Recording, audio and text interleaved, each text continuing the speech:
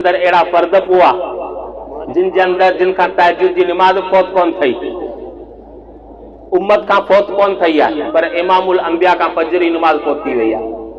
अवा मौलवी का बुधो होंदी है रिवायत।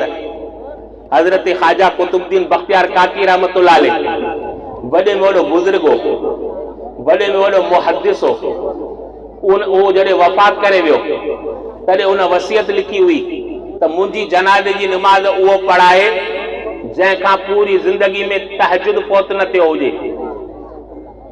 हाँ जनाजो रखियो है, वडा आलिम मौजूद आहिनि, वडा बुजुर्ग आहिनि, वडा मुफस्सिर वेठा आहिनि, वडा मुहद्दिस वेठा आहिनि, पर केर अॻिते कोन वधियो। उन्हनि ॾिठो त असांखे त फर्ज़ नमाज फौत थी वियो आहे। साईं जिन त तहज्जुद जी ॻाल्हि करे विया। काफ़ी जॾहिं देर गुज़री उन वक़्त जे अंदरि जेको मुसल्ले ते अची करे बीठो उहो सुल्तान शमसुद्दीन अल्तमश हो, जेको हिंदुस्तान जो वज़ीर आज़म हो।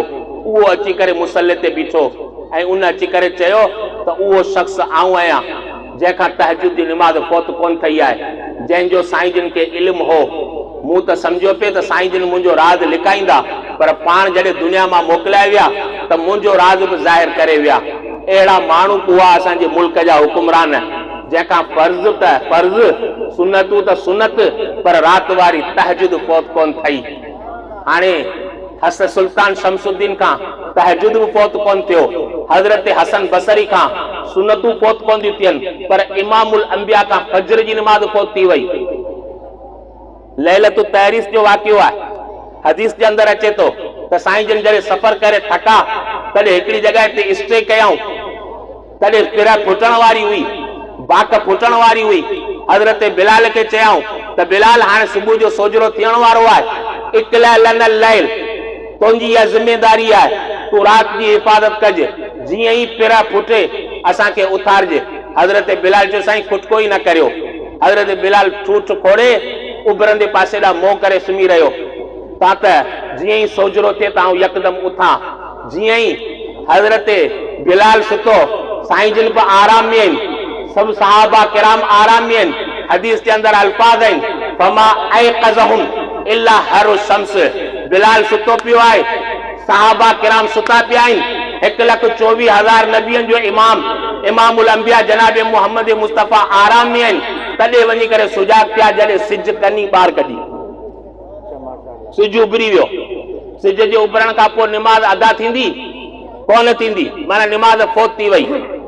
साईं जिन बिलाल खे चयो त बिलाल छा थियो? बिलाल कहिड़ो जवाब ॾींदो?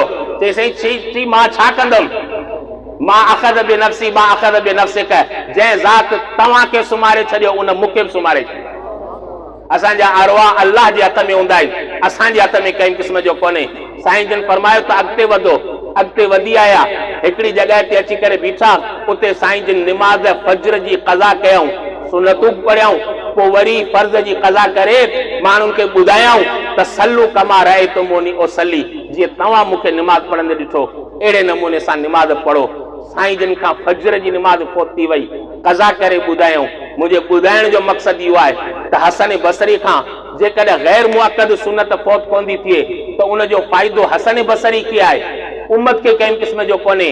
जेकॾहिं सुल्तान शमसुद्दीन अल्तमश खां तहज्जुद जी निमाज़ फौत कोन थी थिए त उनजो सवाब उनखे मिलंदो, अवां खे कोन मिलंदो। पर इमामुल अंबिया खां जेका फजर जी निमाज़ फौत थी वई, जंहिंजी क़ज़ा करे ॾेखारियो, उनजो फ़ाइदो असां किरोड़े गुनाहगार मुसलमाननि खे पहुचंदो जंहिंखां रोज़ फजर जी निमाज़ फौत थी थिए। जेकॾहिं साईं जिन असांखे क़ज़ा जो तरीक़ो न सेखारींदा त असांखे कीअं ख़बर पए हा? वयुअल्लिमुहुमुल किताब वल हिक्म, साईं जिन जो कमु कहिड़ो हो? मुअल्लिम बणिजी करे आया हुआ, ऐं वल किताब अल किताब वल हिक्म, दानाई जूं ॻाल्हियूं सेखारण आया हुआ। इन जे करे जनाब रसूलुल्लाह सल्लल्लाहु अलैहि वसल्लम खे जेके माण्हू अची करे मिलिया, इहे बि मामूली कोन हुआ। उन्हनि जो इंतिखाब अल्लाह जल जलालु ख़ुदि अची करे कयो। जी मुस्लिम शरीफ़ जे अंदर अल्फाज आहिनि त इख्तारहुमुल्लाहु लिसुहबत रसूलिहिम, साईं जिन पाण मुंतखब हुआ, पर जेका अल्लाह जल जलालहू साईं जिन खे माण्हू जेके संदसि सोहबत जे लाइ उहे चूंडी अची करे ॾिना, जंहिंजो नालो सहाबा किराम, जंहिंजो नालो अशर मुबशर, जंहिंजो नालो खुलफाए राशिद, इहो बि इंतिखाब अची करे थियो। इन जे करे तव्हां ॾिसो त हर उहो मसलो जेको साईं जिन जे दौर में पेश आयो उन खां पोइ वरी जेकॾहिं हालात अची करे बदिलिया त उन सां जे करे मुक़ाबिलो कयो त अबू बकर सिद्दीक़ कयो। इहो